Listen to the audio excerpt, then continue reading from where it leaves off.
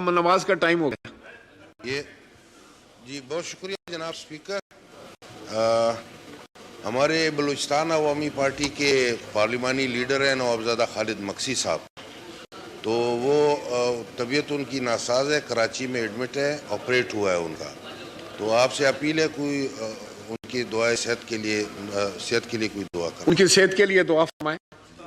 شترالی صاحب, خالد مکسی صاحب کی صحت کے لیے دعا فرمائیں.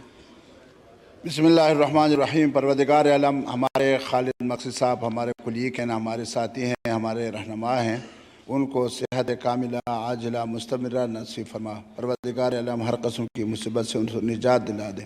پروردگار عالم زمینی آسمانی آفات سے ہم سب کو نجات دلا دے. آمین یا رب العالمین برحمتک. آغا رفیع اللہ 30 سیکنڈ پلیز. تھینک یو جناب اسپیکر.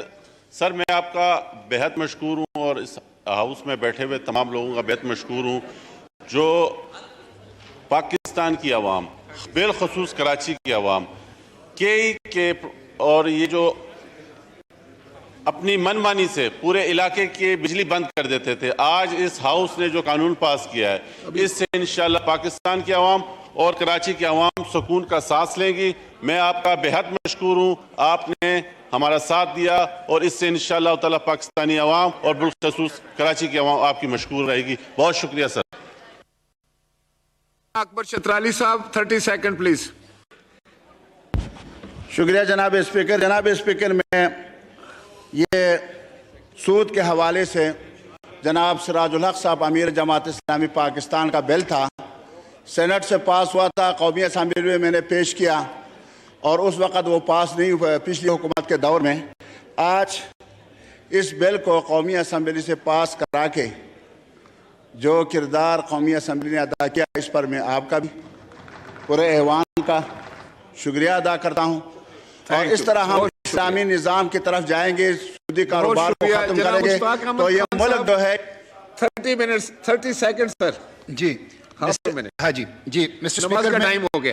مسٹر اسپیکر, میں یہ درخواست کرتا ہوں کہ جو خیبر پختونخوا کی صورتحال ہے, محترم وزیر دفاع نے اس کے اوپر ایک شارٹ بریفنگ دے دی.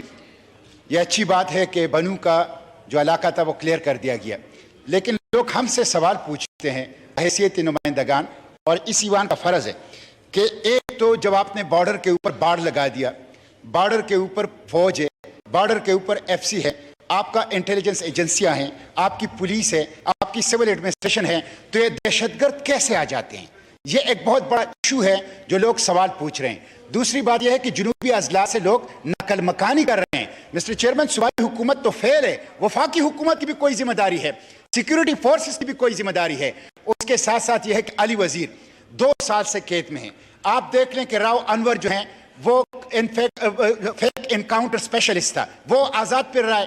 آپ دیکھ لیں کہ احسان اللہ احسان جناب کا پوائنٹ آ گیا. جناب کا پوائنٹ آ گیا.